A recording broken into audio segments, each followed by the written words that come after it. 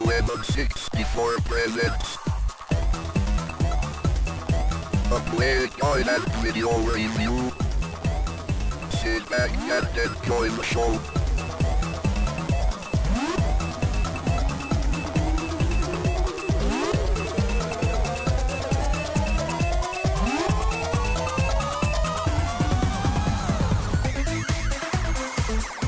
Hi there, welcome to another Lemon 64 play guide and review. In this play guide, we'll be checking out Gremlin Graphics' Thing on a Spring, developed by Micro Projects and published by Gremlin Graphics in 1985. As the game loads, we will find a block loader, and unfortunately this counts down 200 blocks, and at the end of those 200 blocks you would expect the game to load, but no, it continues for at least maybe 50 blocks more, meaning this game takes quite some time to load.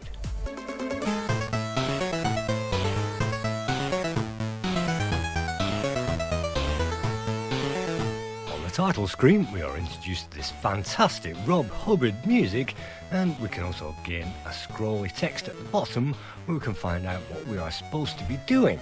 And you can see the keys are handily on display on the right hand side, and if we press the R key we can even redefine those keys, which is a throwback to the ZX Spectrum period and is always welcome if you happen to play with the keyboard. Always wanted to get deep into this game, so let's press fire and check this game out.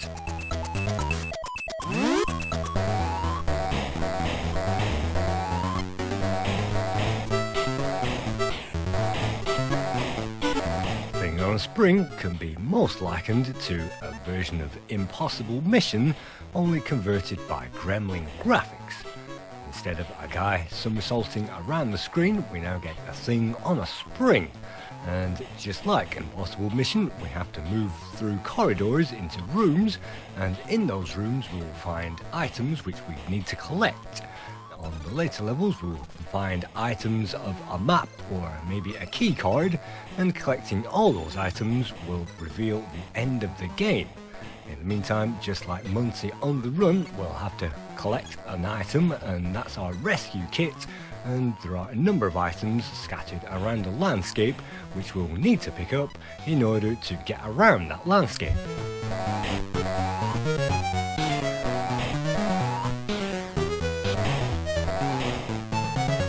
These packages are handily scattered around the first few screens, and you can see a present, and that's precisely what we need to pick up. On this first screen of the game, all we have to do is to collect those gifts on our rescue kit, and then we can move to the elevator at the end of this level and move on to the other 3 levels in this game.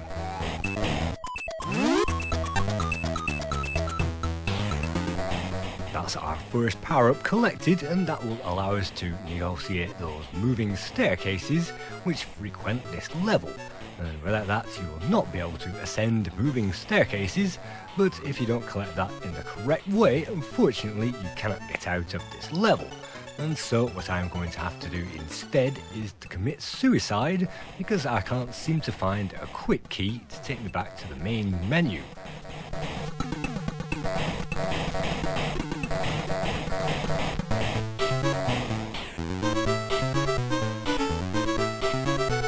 Die, we are given a game over screen made out of game over symbols, and that is quite fun to see that piling up on the screen, but not very fun when you are trying to get somewhere with this game. To add insult to that injury, we have also made it onto the high score table in last place, and unlike Monty on the Run, unfortunately those are all printed on the screen at once, so you can see that humiliation right from the go. And now let's press fire again, let's try this game again, and let's try to get that first package on the mission, and let's try to get a bit further.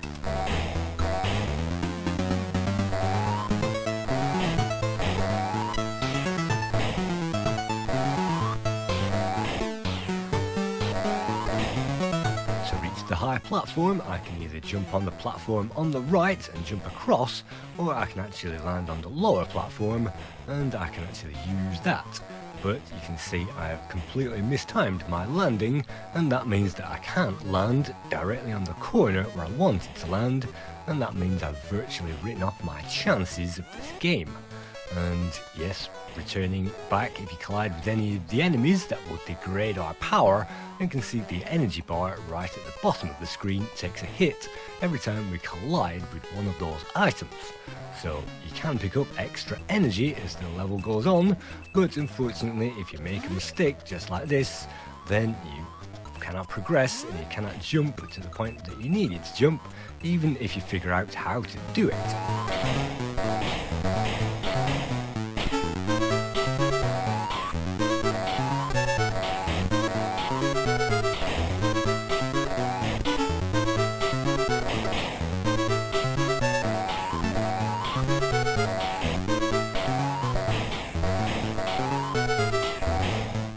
Like Impossible Mission, the somersaulting in this game is quite tedious, and rebounding off everything, which this character tends to do, gets a little bit boring pretty quickly, and it actually gets pretty infuriating as well when you're just trying to make one jump and you can't make it because of the controls and bouncing off everything.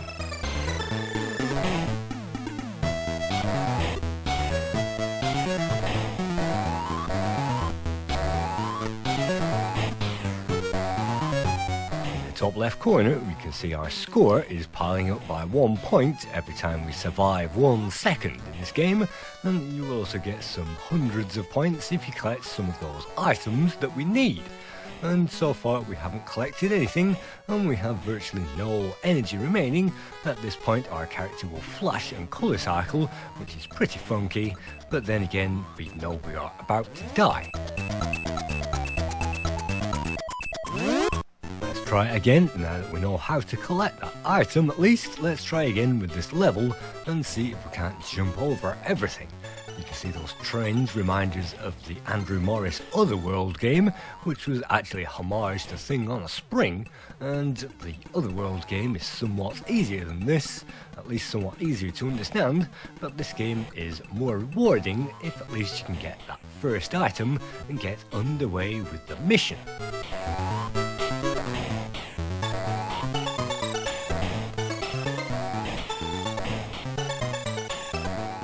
On a Spring was produced in 1985 for the Amstrad CPC and the Commodore 64 by Gremlin Graphics. The game was written by Jason Perkins and Anthony Clark, and the graphics were by Mark Rogers. The other notable interesting fact is that Rob Hubbard created the music, and this was his first ever composition for a Commodore 64 game. And as you will agree, it's amazing. Julian Rignall commented that the sound is unbelievable. Zap64 also has a connection with this game because it used the characters Thing on a Spring and Rockford as a graphic element in its own margins of the magazine, and so Thing on a Spring, a character, outlasted the game. Thing on a Spring also spawned Thing Bounces Back, which was released as a sequel in 1987, also by Gremlin Graphics.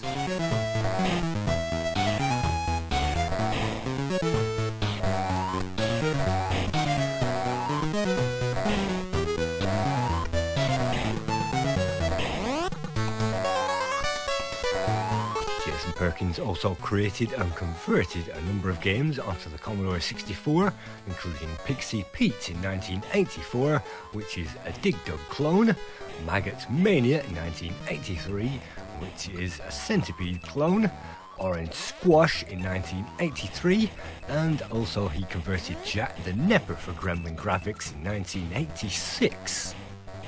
After his time on the Commodore 64, Jason Perkins converted Deflector to the Amiga in 1988, and also he worked on The Time Machine in 1990 for Activision.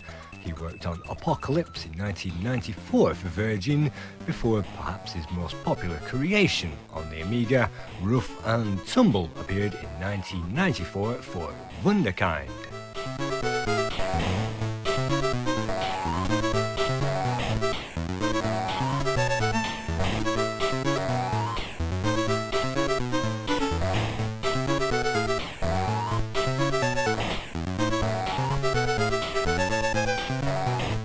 like on the Commodore 64, it doesn't look like we are having much luck trying to get through this level, and the very simplest first task seems to be defeating us at this point.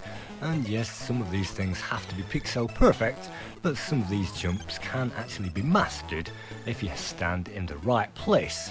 Just on the very edge of the platform is usually better, and walking directly off that platform, as you can see, made sure that we landed on the spot. Unfortunately, we did not land directly on the spot, and we jumped, and that means that we've written off the whole level yet again.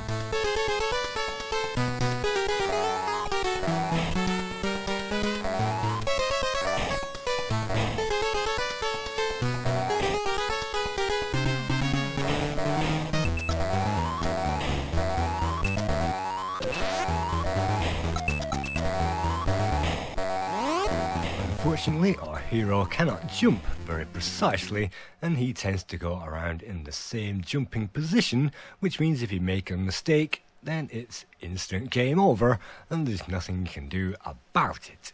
And yes, this is me warping through the emulation in frustration, trying to play this game.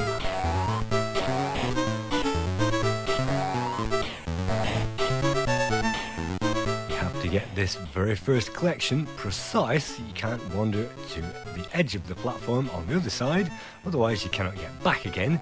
No, you have to take down this corner and those first 3 blocks, and then you can leave and get on with the rest of the game. If you do that, then that's fine. If you can't, then that's virtually game over, and you'll just have to practice that until you get it right.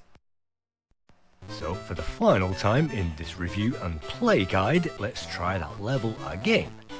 You can see the graphics on offer are pretty basic, but we do have a coloured filled in background. It is not sheer black like quite a lot of ZX Spectrum and Commodore 64 games had a black background. And in these rooms it is just enough to make it more than the average game.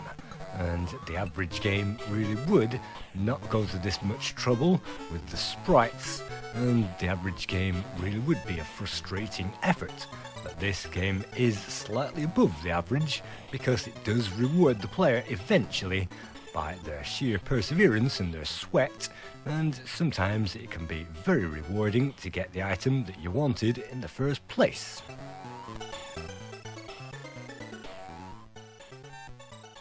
There aren't many sound effects in this game, but that beep means we've just collected a tool, and that allows us to ascend ladders, and that is critical to enable us to get through this game.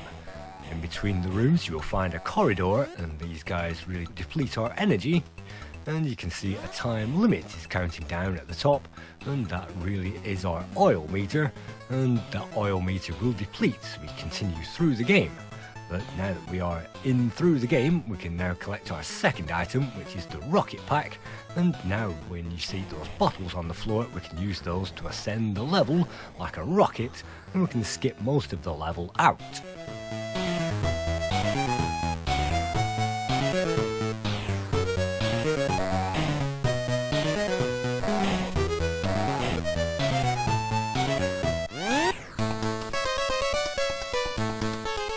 First screen, some levels are very easy, and sometimes you have to take damage in this game rather than wait for the enemies, and that's not such a bad thing because it does give us extra energy later on. And look at that, a free package, and that gives us a lift access, and that means that the elevator at the end of this level can now be triggered. We certainly need the lift pass in order to get off this first level. Sometimes the controls are counterintuitive and you have to aim for one thing in order to bounce up towards another, but now that we've made it and we've got that lift pass, all we need to do is to find another rocket and get ourselves towards that exit.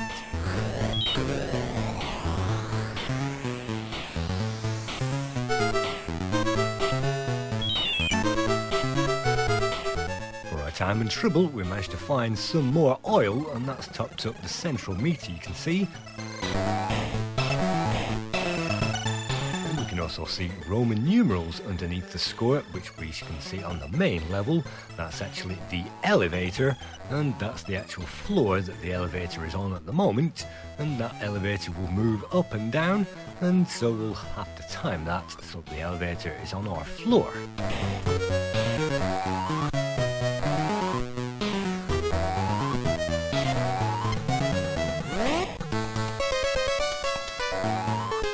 game should be fun and exciting. It doesn't shy away from being infuriating, and bouncing off items just like this will have to be mastered. And yes, I'm trying to get through to the bottle or the rocket pack at the very top, and that will mean that we can simply skip this level out and travel straight through it.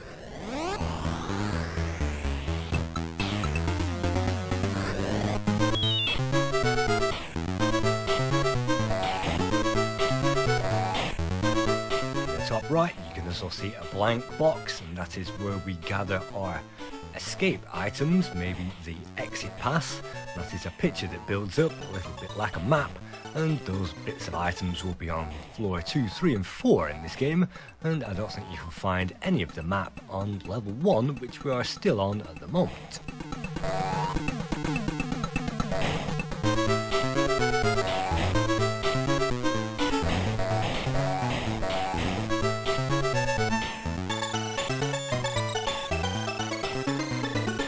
And you may notice some oil there, and we seem to be in need of some oil, so let's risk everything and try to grab it.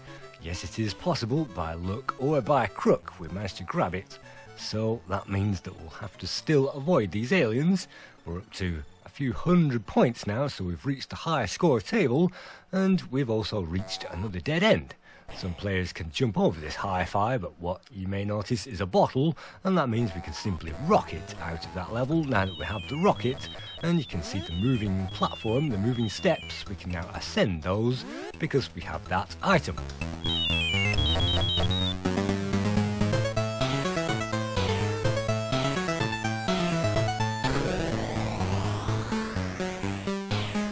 We've seen another package that we needed to pick up, and unfortunately we collected the bottle, and that means that we rocketed out of the level.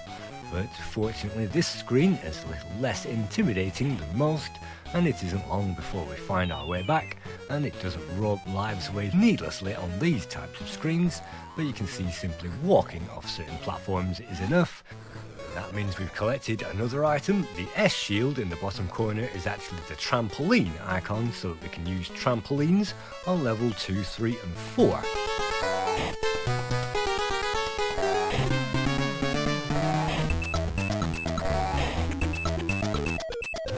That's level 1 completed, and we have collected all 4 items that we need to progress the escape kit, as I like to call it, and there are a couple more items to pick up, some more on level 2.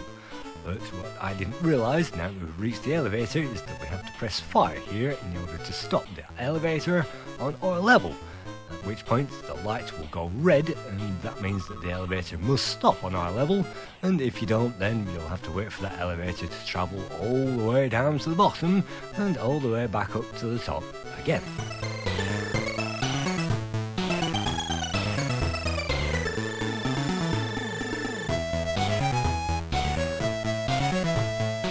Quite sure, but I think that you have to press fire on the required level to stop on the platform that you really want to stop at, but leaving the fire button alone, that will travel all the way down to the bottom, and from here it leads on to a very difficult screen indeed.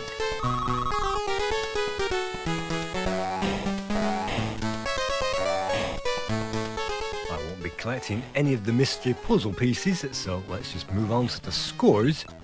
Your Commodore gave this 3 out of 5, that's 60% in September 1985. Your 64 also gave it 3 out of 5. Commodore Horizons gave the game 7 out of 10, that's 70%. Your Commodore gave Thing on the Spring 4 out of 5, that's 80%. And perhaps the highest score went to Zap64, which gave this game an amazing 93% in August 1985. Spring remains a formidable game, and at least I hope I've shown you at least how to play it, even though playing this game is rather frustrating, and I really would not recommend this game to children and amateurs and people that really need paramedics on standby. Thank you very much.